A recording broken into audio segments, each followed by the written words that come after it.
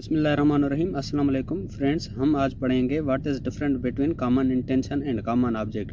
काफ़ी students confused होते हैं कि इन दोनों में फ़र्क क्या है और ये दोनों एक जैसे ही लगते हैं। ठीक है, तो इस वीडियो में हम इनके डिफरेंसेस को समझने की कोशिश करेंगे, common intention and common object. सबसे पहले तो हम एक मिसाल ले लेते हैं सादा सा, जिससे आपका कॉन्सेप्ट क्लियर हो जाए, फिर बाद में हम इसके डिफरेंसेस पढ़ते हैं। ठीक है, अब कॉमन इंटेंशन का एक मिसाल ले लेते हैं कि 5 लोग हैं, उन्होंने एक प्लानिंग की और उन्होंने एक प्लानिंग की कि किसी का मर्डर करना है। ठीक है, 5 ने पहले से ही प्लानिंग करी।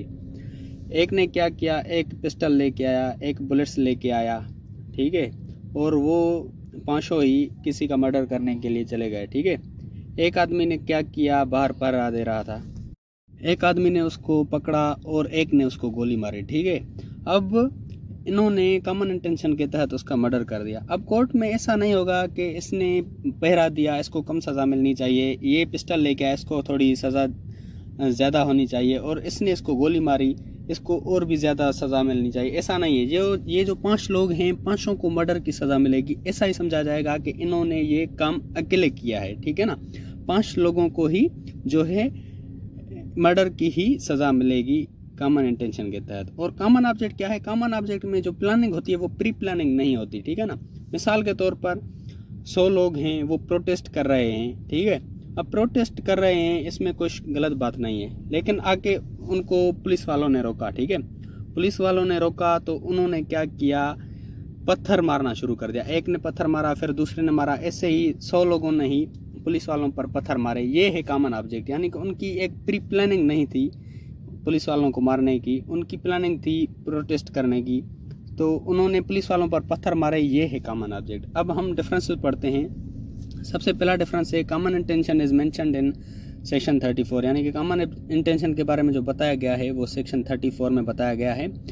And common object is mentioned in section 149, और कॉमन ऑब्जेक्ट सेक्शन 149 में बताया गया है। दूसरा डिफरेंस है, according to the section 34 the number of persons must be 2 or more then 2, यानी कि सेक्शन 34 के तहत कॉमन इंटेंशन में जो लोगों की तादाद है वो कम से कम 2 हो या 2 से ज़्यादा हो। ठीक है ना, and according to the section 149 the number of person must be 5 or more than 5 in common object. और सेक्शन 149 के तहत कॉमन ऑब्जेक्ट के लिए ज़रूरी है कि लोगों की तादाद कम से कम 5 या 5 से ज़्यादा होनी चाहिए।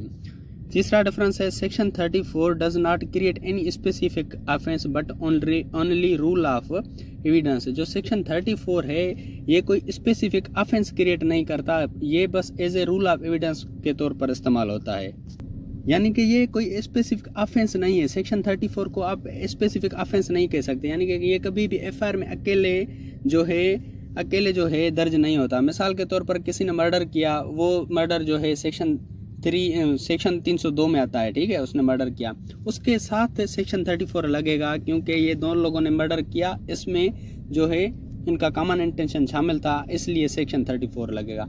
कभी भी एफआईआर में आप सेक्शन 34 अकेले नहीं लगवा सकते, यानी कि उनको पुलिस वालों को आप ये नहीं कह सकते कि इनका कॉमन इंटेंशन है, उसके साथ कोई और ऑफेंस होनी चाहिए। यानी कि अगर उन्होंने चोरी की है, ठीक है, चोरी का जो सेक्शन है 378 है। ठीक है, अब उनके साथ जो है कॉमन इंटेंशन के लिए जो सेक्शन लगेगा 334 लगेगा, यानी कि कॉमन इंटेंशन वाला।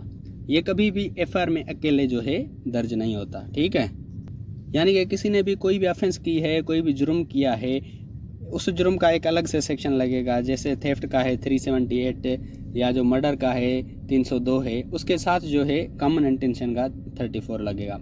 और कॉमन ऑब्जेक्ट में बताता है कि सेक्शन 149 क्रिएट्स स्पेसिफिक ऑफेंस, यानी कि सेक्शन 149 स्पेसिफिक ऑफेंस क्रिएट करता है, यानी कि ये खुद में ही एक जुर्म है। सेक्शन 34 यानी कि खुद में एक जुर्म नहीं माना जाएगा, अकेले जुर्म नहीं माना जाएगा, और सेक्शन 149 माना जाएगा। चौथा जो डिफरेंस है उसमें कहता है कि the offence committed under common intention may be any type, यानी कि जो जुर्म किया गया है, जो जुर्म कॉमन इंटेंशन के तहत किया गया है वो किसी भी टाइप का हो सकता है। वो चोरी हो सकती है, वो मर्डर हो सकता है, वो ब्लैकमेलिंग हो सकती है, वो कुछ भी हो सकता है। ठीक है, और कॉमन ऑब्जेक्ट में बताया गया है कि offence committed in the prosecution of common object must be one of mentioned in section 141। इसमें बता रहा है कि कॉमन ऑब्जेक्ट के तहत जो भी ऑफेंस किया है वो ऑफेंस यानी कि जो भी जुर्म किया गया है वो जुर्म सेक्शन 141 में जो 5 जुर्म बताए गए हैं उनमें से कोई भी एक होना चाहिए। यानी कि सेक्शन 141 में कुछ 5 जुर्म बताए गए हैं, उनमें से कोई भी एक जुर्म होना चाहिए कॉमन ऑब्जेक्ट के तहत, फिर वो होगा। यानी कि कॉमन इंटेंशन में कोई भी जुर्म हो सकता है, चोरी हो सकती है, किसी की जगह पे कब्जा हो सकता है, ब्लैकमेलिंग हो सकती है, मर्डर हो सकता है। और कॉमन ऑब्जेक्ट के तहत जो जुर्म होगा वो जुर्म जो 141 सेक्शन में बताया गया है वो ही अगर उनमें से कोई एक है तो उसको वो ही कॉमन ऑब्जेक्ट में माना जाएगा। ठीक है, वो आप सेक्शन 141 में वो 5 जो है वो देख सकते हैं। ठीक है, अब 5वां जो डिफरेंस है, common intention under section 34 requires prior meeting of minds and pre arranged plan. Common intention के लिए ज़रूरी है कि उसमें जो प्लान वो बना रहे हैं वो प्रियर मीटिंग ऑफ माइंड्स होना चाहिए, वो प्री अरेंज्ड प्लान होना चाहिए, यानी कि वो पहले से ही प्लान होना चाहिए। And common object under section 149 prior meeting of minds और prearrange plan is not necessary. यानी कि कॉमन ऑब्जेक्ट के तहत जो प्रियर मीटिंग ऑफ माइंड्स है यानी कि जो प्लान है वो पहले से होना ज़रूरी नहीं है, वो ऑन द स्पॉट भी हो सकता है। जैसे कि मैंने आपको मिसाल बताया कि वो लोग प्रोटेस्ट करने आए थे लेकिन पुलिस वालों ने उन्हें रोका तो वो पुलिस वालों पर पत्थर बरसाने लगे। ये वो घर से सोच के नहीं आए थे, ये उनकी प्लानिंग नहीं थी कि हम पुलिस वालों पे पत्थर बरसाएंगे। ठीक है, यानी कि prior meeting of minds common object में ज़रूरी नहीं है। छठा जो डिफरेंस है ये कहता है कि some active participation is necessary specially in the crime involving physical violence. यानी कि कॉमन इंटेंशन के लिए ज़रूरी है कि जब क्राइम हो रहा है तो वहाँ आपकी एक्टिव पार्टिसिपेशन होनी चाहिए, आपने वो फिज़िकली काम किया हो। ठीक है ना, मिसाल के तौर पर जो वो 5 लोगों का मैंने आपको मिसाल बताया वो किसी का मर्डर करने गए तो वहाँ उनकी भी फिजिकल प्रेजेंस होनी चाहिए और फिजिकल वायलेंस भी आप उनकी होनी चाहिए, एक्टिव पार्टिसिपेंट होनी चाहिए। ठीक है ना, ऐसे नहीं है कि किसी ने कॉमन इंटेंशन का प्लान बनाया और वो खुद वहाँ मौजूद ही नहीं था।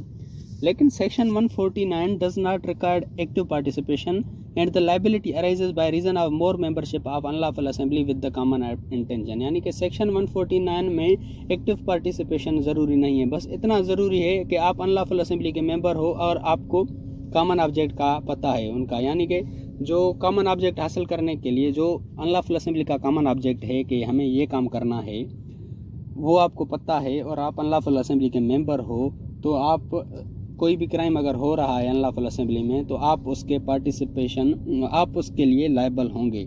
ये ज़रूरी नहीं है कि जगह वारदात पे आप शामिल हो, बस ये ज़रूरी है कि आप अनलॉफुल असेंबली के मेंबर हो और आपका एक कॉमन ऑब्जेक्ट है तो आप लायबल होंगे। ठीक है, और कॉमन इंटेंशन में यानी कि एक्टिव पार्टिसिपेशन ज़रूरी है, यानी कि जब वो कोई जुर्म हो रहा है तो आपका वहाँ होना लाजमी है। यहाँ सेक्शन 149 में कॉमन ऑब्जेक्ट में सिर्फ ये ज़रूरी है कि आप अनलॉफुल असेंबली के मेंबर हो और आपका एक कॉमन ऑब्जेक्ट है, फिर आप चाहे वो जुर्म करते हो या नहीं करते हो लेकिन मेंबर हो तो आप लायबल होंगे।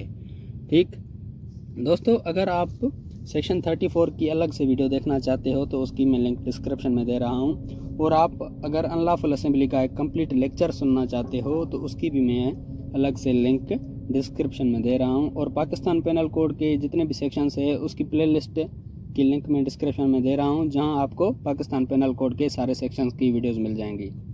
उम्मीद है ये वीडियो आपको समझ आई होगी, और चैनल ज़रूर सब्सक्राइब करना और अपने दोस्तों के साथ ज़रूर शेयर करना। मिलते हैं अगली वीडियो में। दोस्तों, पाकिस्तान पेनल कोड के दूसरे सेक्शंस के वीडियोस देखने के लिए मेरे चैनल की प्लेलिस्ट में जाएं, वहाँ आपको पाकिस्तान पेनल कोड 1860 का एक प्लेलिस्ट मिलेगा जिसमें सारे सेक्शंस मौजूद हैं, उनके भी वीडियोस आप देख सकते हैं। Kindly subscribe my YouTube channel Law Student and press the bell icon and share with your friends also. And you can follow me on Facebook and Instagram, link in description, or you can search them.